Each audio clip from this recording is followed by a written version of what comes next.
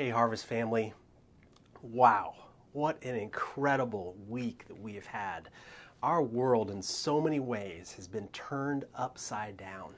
And I just want to give you a couple of words of encouragement, especially as well as we look into God's truth in the text that we're continuing to look at. And I'm just so amazed at how God works through His Word, through His truth in our lives, even in situations that come as such a surprise, like the coronavirus and all of the reaction that has come from it globally, economically, health-wise, family. It is a massive cultural impact.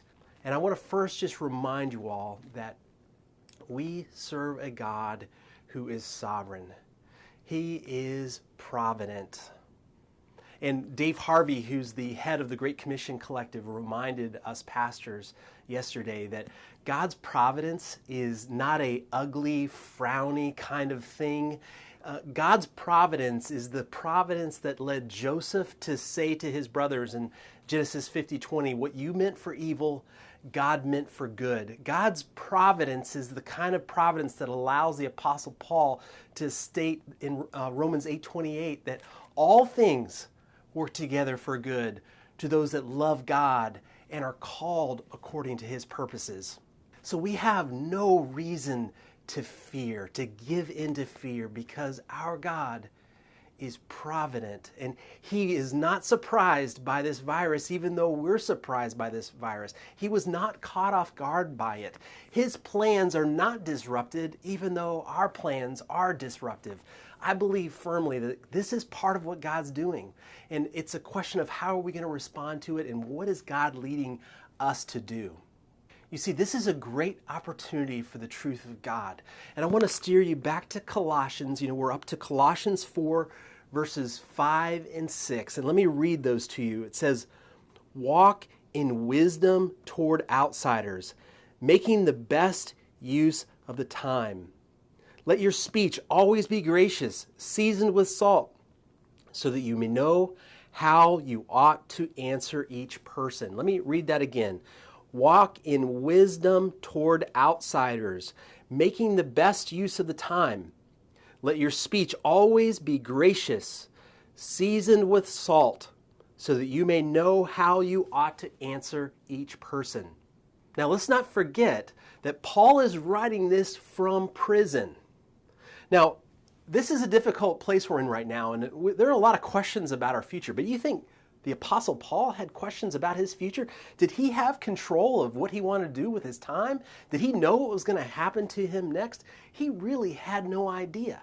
So in the context of that crisis, Paul is encouraging us to pray. That's what he did in the first verses before that we've looked at the last couple of weeks, but also to think in wisdom of how we're acting, reacting towards outsiders.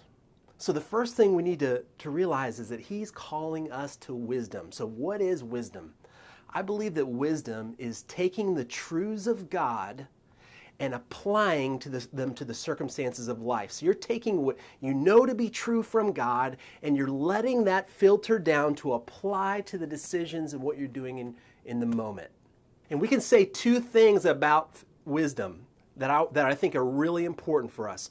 First of all, Proverbs says that fear of God is the beginning of wisdom. So if we don't start with making God first in our life, then we're never going to really get to true wisdom. And then we're reminded as well in James chapter 1 that if anyone lacks wisdom, they should pray with faith and God will provide the wisdom to him. So we need to fear the Lord and we need to ask for wisdom. And both of those ideas, I think, take us right back to verse 2, where he says, "Continue steadfastly in prayer, being watchful in it with thanksgiving."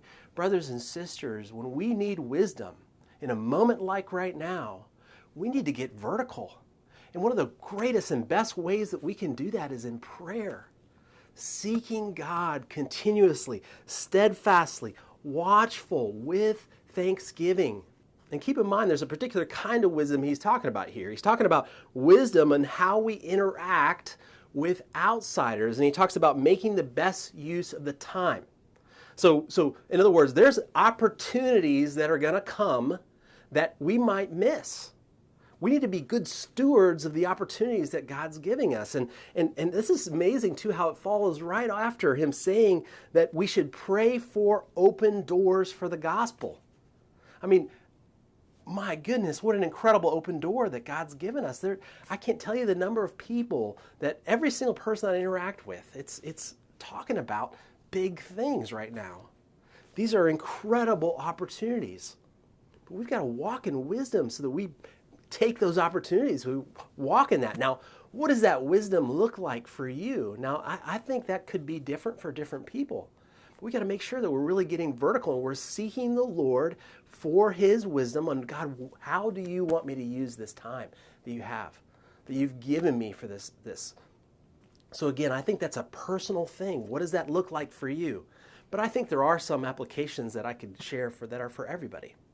The first thing I would say is that I think that we need to be very cooperative as a church with our local, state, and federal authorities as they're wrestling through this pandemic. And I think that it's important for us to cooperate with that, and I think that's wisdom. And the second thing is I think that we need to make sure that we prepare, but we don't panic. We can't give in to fear. And also I think that preparation should be oriented around how do we make ourselves secure and safe so that we can serve and help other people. What do I need to be doing, Lord, in this opportunity to be better prepared to serve people that are going to be in need? And again, we don't know what the future is going to hold. At a minimum, I think there's going to be significant financial implications because of this. Another thing that I think is very wise for us is we need to be super compassionate with people. People are very afraid. There is a lot of fear. I think that's probably the most common emotion that people are feeling right now is fear. So right now, I think the opportunity for the church in wisdom is to respond with love and to point people towards ultimate hope. And that takes us to verse 6. It says, "Let your speech always be gracious, seasoned with salt, so that you may know how you ought to answer each person." And this is continuing this idea of we need to walk in wisdom. And that idea of seasoned with salt, and I learned this from several commentators who talked about this text, is in the ancient world, that was a common phrase, that his speech was salty. And what that means is it's not boring, it's interesting. Think about great chefs. They'll always, in the TV shows that you see, like Gordon Ramsay, you'll always ask, have you seasoned the meal? And what he means by that is, have you put salt into it? Because virtually everything tastes better with salt added. And so our speech should not be boring. Our speech should be engaging. Our speech should be intentional in how we're trying to communicate so that it has a flavor to it that's easy to listen to, so that you may know how you ought to answer each person. All of this is oriented around our reaching out to other people in this moment. So Harvest, what does this look like for you? What does wisdom, walking in wisdom in this moment look like for you? I want you all to be praying about that and seeking the Lord on that. And I want you to interact with one another and seek wisdom and input on this. But I believe, church, this is an amazing opportunity for us to love one another in profound and special ways through the fear and the unknown, but also to love our neighbors and to be available to them, to serve and to help, and to show them through our words and through our actions the love of Jesus. Because again, we serve a God who is provident. And this did not take him by surprise. I may not know what's going to happen to myself in the near term, but I do know how things are going to end. I do know where my future lies. And I know that I am safe and secure with Jesus Christ. So Harvest, let's love one another really well. Let's take those opportunities we have to reach out and encourage one another. Let's not social isolate while we're social distancing. Let's make sure that we're completely connected and loving one another through this and helping one another through this. Because again, Harvest, this is an opportunity that God has given us. The time has come. The time will come in the next few days and weeks. How are we going to respond? We need to walk in wisdom. We need to be ready. I love you guys, and I look forward to discussing this with you this weekend.